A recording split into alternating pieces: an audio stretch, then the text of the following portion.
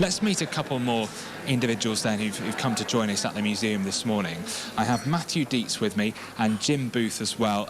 Jim, an amazing man, the last surviving member of an incredibly special team who had one of the most important jobs of the Second World War. He was one of barely a dozen men who travelled to the waters off Normandy before D-Day and the D-Day landings to scout the beaches, and on D-Day itself Jim's submarine surfaced and put out lots of lights to guide the Allied forces in.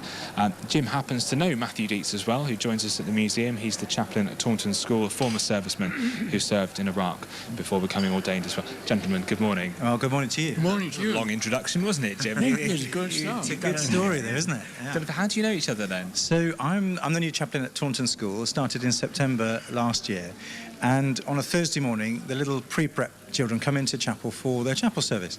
And Jim, aged 93, nearly 94, is the chapel organist on a Thursday morning for those pre-preppers. So we got chatting before the little ones came in, and we found that we had plenty in common, not least of which that we've both been in the military, but also that we've both been to the same university, hadn't we, Jim?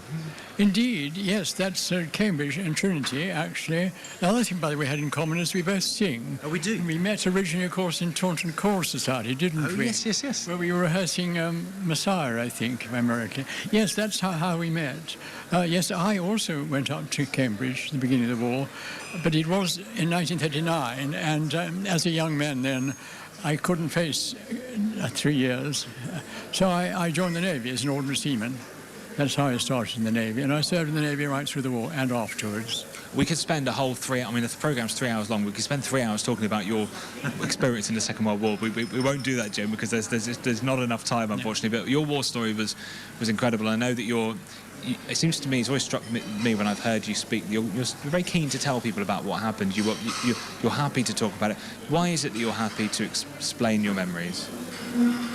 Oh, I don't think, only when I'm asked. I certainly don't want to sort of shout them from the rooftops. That's not what I meant, I think some of them are interesting, and some of them, of course, are more interesting to people who are not used to submarines, for instance. I mean, the story of a submarine, a submarine off Normandy was good for the press, because many people can't imagine sitting on the bottom of a small submarine, on the bottom in a small submarine, waiting for the invasion, because it seems good news, but in fact it was very ordinary, really, for a submariner.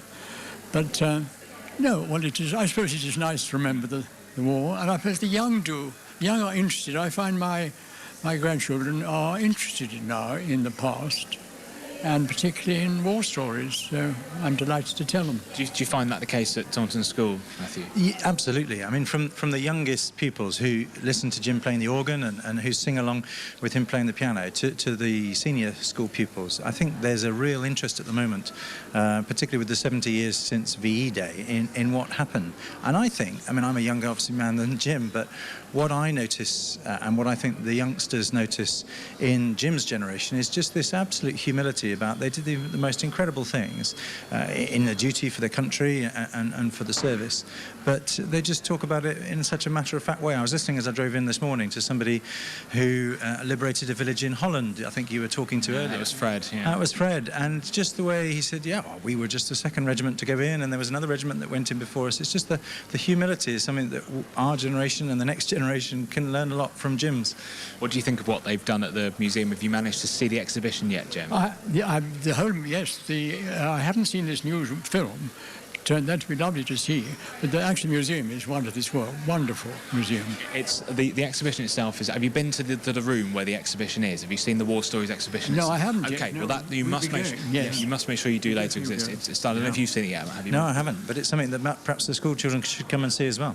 And there's quite a lot of school children here today, which is really good to see as well. But one thing I wanted to talk to you about, Jim, was Matthew mentioned VE Day, the 70th anniversary of VE Day. I understand you were there at some of the commemorations. Is that right? Yes, indeed. I was very lucky. One of the 1,000 veterans who were invited to, of course, the Abbey, Westminster Abbey, and then following that, the whole operations. And we marched with 1,000 veterans, most of them in wheelchairs, through the city. It was hardly believe it, cheering crowds and so on.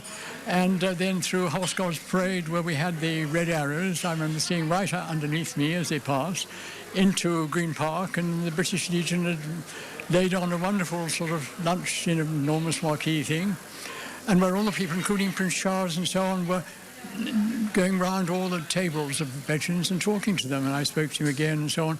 It was a fantastic day. But if I may butt in, Jim's only telling half the story, because actually the pictures that I've seen from his daughter's mobile phone are of him dancing with the girls after the lunch in the marquee in Green Park, aged 93. I think that's incredible. That's a spurious rumour, isn't it, Jim? Is that true? Come on, be honest. Yes, well, they had, funny enough, of course, it was 1940 music was being played outside during the restaurant. Well, while we had our lunch, we were outside. Wonderful bands playing music, and there were a group of 10, 12, I think, boys, young men and young women, who were formerly dancing in couples, as in 1940s dancing. And they opened up afterwards, went to the thing, and separated, you see, and almost invited partners to come and join. There was then 3 girls who were singing with a backing band, and I couldn't resist it, so I went to 2 of them, one in the red and green, and had a dance with both of them. It would have been rude not to, wouldn't it, really? Well, I know, and I said to the one girl, beautiful girl, and I said, have you ever danced? I bet you've never danced with a 94-year-old before, and I bet you never will again. Oh, I love it. That's the 70th anniversary of VE Day, and that was always going to be the end of our War Stories project. What do you actually remember from VE Day itself, Jim? Well, in a way, you see, I'm a bit of a cheat for this, because, in front of fact, I was still fighting the Japs on VE Day. I mean, on the original day. I was, in fact, in Burma. We just had a major assault down to Rangoon, and we were all on the way back to get ready for the rest of the war, which is going to be 2.5 years at least, after the monsoon ended.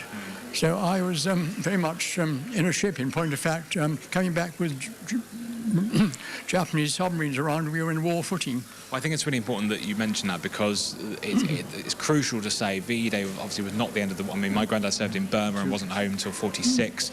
So what do you remember about VJ Day then? Well, VJ Day itself was very interesting, because my particular team hadn't been trained in parachuting. None of our particular specialist teams, this beach reconnaissance unit, and it was a practice that we had to do so. So, to be short, we were sent up to do this in North India, and the whole team, and we actually all passed. And I remember passing, and I got my wings, and we had a hell of a party in the mess.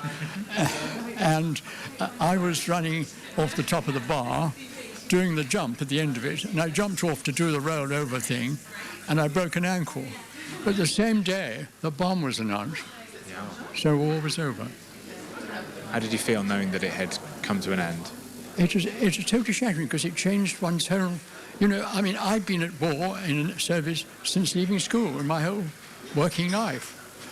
And so one thought, what happens now? Was it a part of you just sort of thought, good grief, what am I going to do now?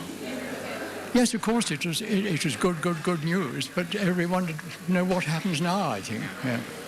And Matthew, as a more recent member of the military and service personnel, what are people of your colleagues, people of your era, think when they look back to people like Jim and what they did? Yeah, I think we all realise that we've got so much to learn from those who've gone before us. But in some ways, soldiers don't change, whether you're in 1939 or 2015. And I'm sure it's the same in the Navy. Jim was in the Navy, not the Army. There's a phenomenal camaraderie in the military, which you just don't get elsewhere. I mean, sometimes you get it in sports teams, but actually there's just a humour and there's a camaraderie in the British military that is just second to none. And it's great. I mean, I now serve as Padre to the Somerset Army Cadet Force, and you see it even in the cadets that come and join up. You know, they have a bit of banter between them, and in a way that's just being passed on from generation to generation, having fun and poking fun at each other as well. It's just part of the way it works, isn't it, Jim? I better let you go and get your seats, hadn't I? Because you're going to be watching the film very shortly. Oh, great. Yeah. Thank you very much. Lovely to have you with us. Thank you very much. Thank you. Great to have you here. Matthew Dietz there, who is the chaplain at Taunton School, a former serviceman himself, and the amazing Jim Booth.